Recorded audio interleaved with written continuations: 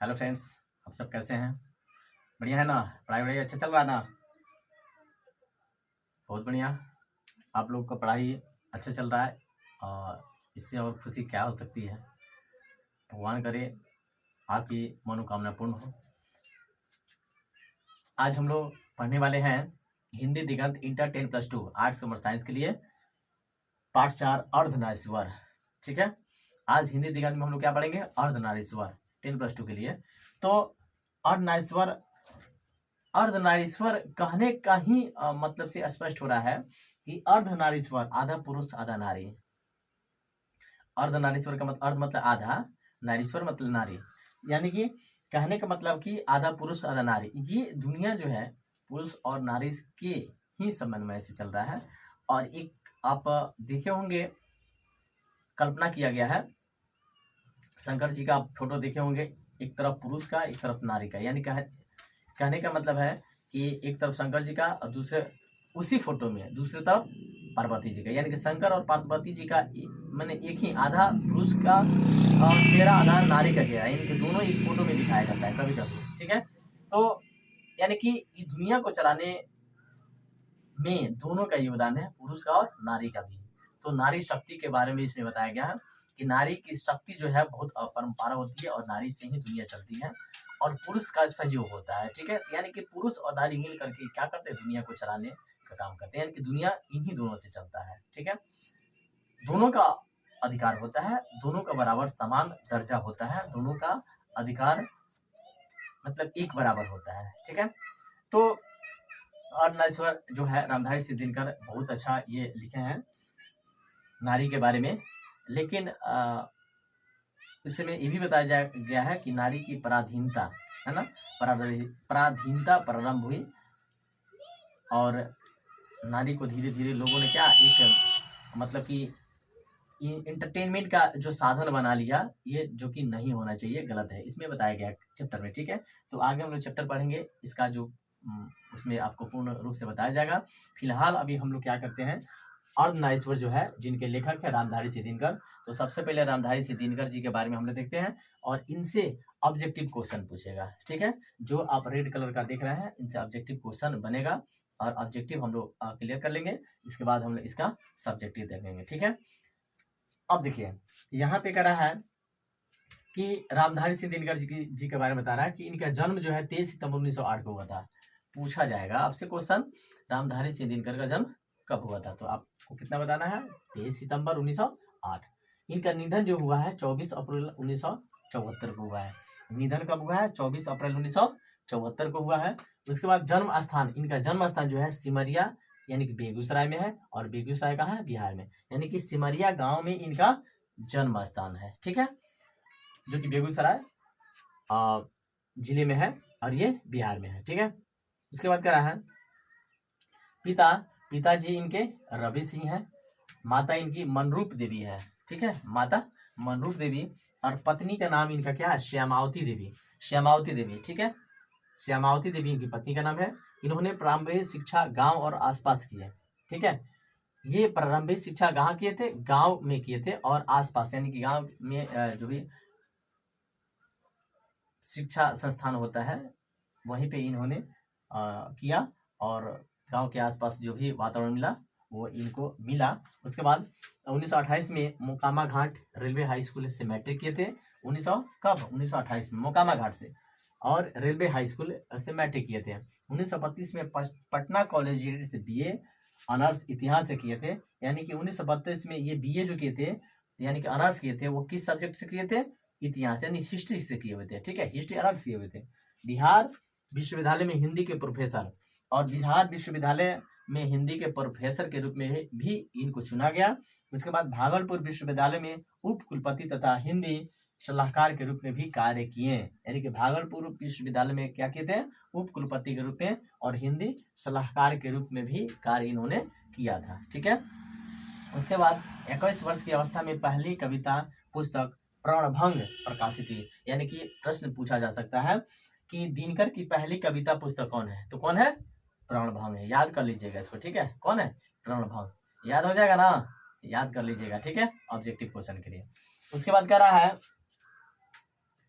काव्य कृतियां, इनकी कृतियां जो है, जैसे प्रणभंग कब लिखा गया? 1929 में लिखा गया। रेणुका 1935 में लिखा गया।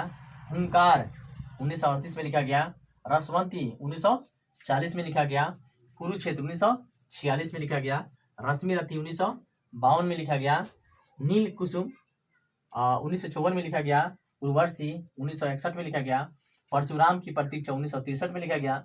कोमलता और कवित्व 1964 में लिखा गया। हारे को हरिनामा ये 1970 में लिखा गया।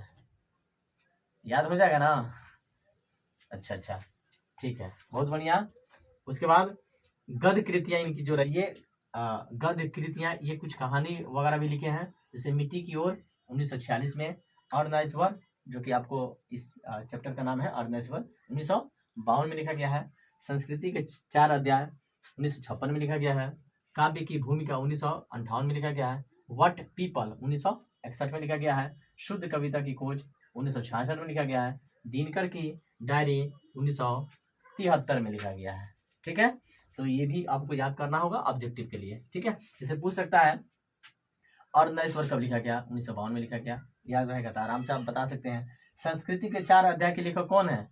रामधारी सिंह दिनकर। ये भी पूछ सकता है कब लिखा गया? 1956 में। तो ये इंपॉर्टेंट चीज है। ठीक है, फॉर एग्जाम। ठीक है, उसके बाद कह रहा है सम्मान कुछ इनको मिला था।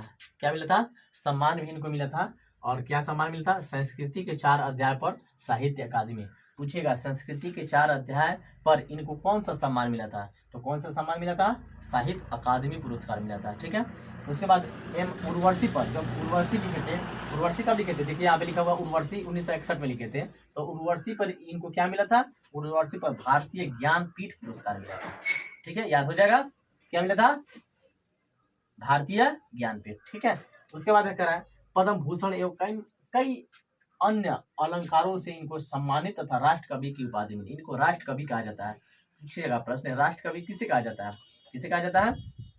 रामधारी सिंह दिनकर को। ठीक है, और उसके बाद इनको कई पद्म भूषण अलंकार यानी कि सम्मानित किया गया, पुरस्कार मिला। ये तो अलग चीज है ना, बहुत सारे इनको सम्मानित किया गया, सम्मान मिला था। अब इसके बाद हम लोग देखेंगे क्या, इस अर्धनारीश्वर का अब हम लोग ऑब्जेक्टिव के रूप में कुछ क्वेश्चन जो सबसे निकाल करके लिखा गया है, अलग किया गया है। ये तो आपका ये भी ऑब्जेक्टिव हो गया। इसके अलावा और ऑब्जेक्टिव देख लीजिए जो कि आपको बहुत सहूलियत होगा। ध्यान दीजिएगा, इस प्रकार से आपको ऑब्जेक्टिव पूछ सकता है। ठीक है, और ऑब्जेक्टिव रूप में जैसे रामधारी सिंह दिनकर का जन्म कब हुआ था? ऑब्जेक्टिव में पूछ सकता है 23 सितंबर 1908 को। ऑब्जेक्टिव में ये भी ऑप्शन देगा, जैसे 23 नवंबर 1960 है, 29 नवंबर 1950 है। तो अब जब आपको याद रहेगा तो आराम से आप चुन सकते हैं, ऑब्जेक्टिव बना सकते हैं। ठीक है, दूसरा इनका निधन कब हुआ था? तो इनका निधन 24 अप्रैल 1974 को हुआ था। ठीक है, उसके बाद इनका जन्म कहाँ हुआ था? तो सिमरिया बेगूसराय में हुआ था। ठीक है, उसके बाद कह रहा दिनकर को किस रचना के लिए साहित्य अकादमी पुरस्कार दिया गया था? किस रचना के लिए इसको साहित्य अकादमी पुरस्कार दिया गया था? संस्कृति के 4 अध्याय, अभी पढ़े है ना थोड़ी देर पहले, तो संस्कृति के 4 अध्याय के लिए पुरस्कार दिया गया था। तो उसके बाद दिनकर की पहली कविता कब प्रकाशित हुई थी? तो दिनकर की पहली कविता कब प्रकाशित हुई? 1925 में हुई थी। छात्र सहोदर में इनकी एक कविता जो है वो प्रकाशित की गई थी, 1925 में प्रकाशित हुई थी। उसके बाद कह रहा है इनमें रामधारी सिंह दिनकर की कौन सी रचना है? रश्मि रथी। ठीक है, कौन है? रश्मि रथी, ये नहीं है। उसके बाद दिनकर की पहली कविता पुस्तक कौन है? तो पहली कविता पुस्तक इनकी कौन है? प्रणभंग है। ठीक है, प्रणभंग इनकी पहली है। उसके बाद कह रहा है अर्धनारीश्वर कब प्रकाशित हुई? अर्धनारीश्वर 1952 में प्रकाशित हुई थी। अर्धनारीश्वर किसका काल्पनिक रूप है? शिव और पार्वती का, यानी कि एक तरफ शिव जी का फोटो, दूसरी तरफ पार्वती, यानी कि दोनों के जो शरीर है उनको आधा आधा दिखाने का प्रयास किया, आधा आधा दिखाया गया है। यानी कि एक ही फोटो में आधा शंकर जी का और आधा पार्वती जी का, यानी एक ही बनाया गया है और उसमें आधा आधा कर दिया गया है। यानी कि इस संसार को दिखाने का मतलब यह है कि संसार पुरुष और नारी दो से चलता है। उसके बाद है पुरुष रूप तो वृक्ष बन गया पर नारी को क्या बना दिया? पुरुष यानी कि वृक्ष बन गया। कहने का मतलब वो तो पुरुष अपने आप को जड़ समझने लगा और नारी को क्या बना दिया, लता। यानी कि ये भी इसमें बताने का प्रयास किया गया है कि पुरुष जो है अपने आप को क्या समझते हैं, पुरुष समझते हैं और नारी को लता समझ लेते हैं। यानी कि वो समझते हैं कि महिलाएं जो है हमारे ऊपर डिपेंड है, यानी कि हम जो कहेंगे वही करेंगे, है ना, जो चाहेंगे वही होगा। लेकिन नहीं, ये गलत है। ठीक है, आजकल नारी शक्ति बहुत ये जो है नारी में भी शक्ति है, नारी अभी हर चीज़ कर सकती है। तो इस चीज़ को गलत मतलब कि साबित कर दिया गया कि नारी उसके ऊपर डिपेंड अब नहीं रहेगी आज के ज़माने में। ठीक है, अब नारी भी हर चीज़ कर सकती है। नारी अपने आप से जो है स्वावलंबी हो सकती है, अपने आप को जो है हर क्षेत्र में कार्यरत कर सकती है। आज के ज़माने में ये दिखाने का प्रयास किया गया है कि नारी भी अब पुरुष से कम नहीं है। अगर पुरुष में दोष है तो नारी में भी है, नारी में दोष है तो पुरुष में, यानी कि दोष, यानी कहने का मतलब गुण अवगुण दोनों में होता है, पुरुष में भी होता है और स्त्री में होता है। किसी एक ऐसी बात नहीं है कि पुरुष में गुण होता है नारी में नहीं होता है, नहीं, ऐसा बात नहीं है। अवगुण गुण दोनों में होता है। ठीक है, उसके बाद कह रहा है जिस पुरुष में नारीत्व नहीं अपूर्ण है। कहाँ की पंक्ति है, यानी कि जिस पुरुष में नारीत्व नहीं है, यानी कि नारी की सोच, नारी की समझदारी नहीं है, यानी कि जिस पुरुष में नारीत्व नहीं है, जिस पुरुष में सोच जो है नारी की तरह नहीं है, वो अपूर्ण है, यानी कि वो पूर्ण नहीं है। यानी कहने का मतलब कि नारी जो करुणा, नारी में करुणा होती है, दया होती है, ममतामयी होती है, और ये चीज़ अगर पुरुष में नहीं है तो अपूर्ण है, यानी कि आधा है वो, उस मतलब कि वो पूर्ण नहीं हो सकता है। और ये लाइन कहाँ की है, अर्धनारीश्वर की। ठीक है, ये सारा चीज भी क्लियर हो जाएगा। उसके बाद कह रहा है संस्कृति के 4 अध्याय के लेखक कौन है, तो संस्कृति के 4 अध्याय के लेखक कौन है, रामधारी सिंह दिनकर है। उसके बाद अपने किस कृति के लिए दिनकर को ज्ञानपीठ पुरस्कार मिला था। ठीक है, अपने किस कृति के लिए दिनकर को ज्ञानपीठ पुरस्कार मिला था, तो ज्ञानपीठ पुरस्कार किस पे मिला था, उर्वशी पे। ठीक है, किस पे मिला था ज्ञानपीठ पुरस्कार इनको, उर्वशी पर। यहाँ पे देखिए लिखा हुआ है उर्वशी पर इनको मिला था, भारतीय ज्ञानपीठ मिला था। ठीक है, तो ये चीज जो आपको पढ़ाया गया है, ये अभी जो बताया गया है, ये आपका किताब का है। ठीक है, किताब का जो हिंदी दिगंत की जो किताब है, आप देख सकते हैं यहाँ पे हिंदी दिगंत जो किताब है रामधारी सिंह दिनकर, यानी कि ये रामधारी सिंह दिनकर के बारे में आपको पूरा बता दिया गया है। ठीक है, ऐसा समझ में। तो अब इसको आप ऑब्जेक्टिव के रूप में कंप्लीट कर लीजिए और इसके बाद से फिर आपको कहानी पढ़ा करके समझाया जाएगा। ठीक है, कंप्लीट हो जाएगा ना, चलिए बहुत अच्छी बात है, कंप्लीट कर लीजिएगा। और आज के लिए बस इतना ही। Thanks for watching this video, धन्यवाद।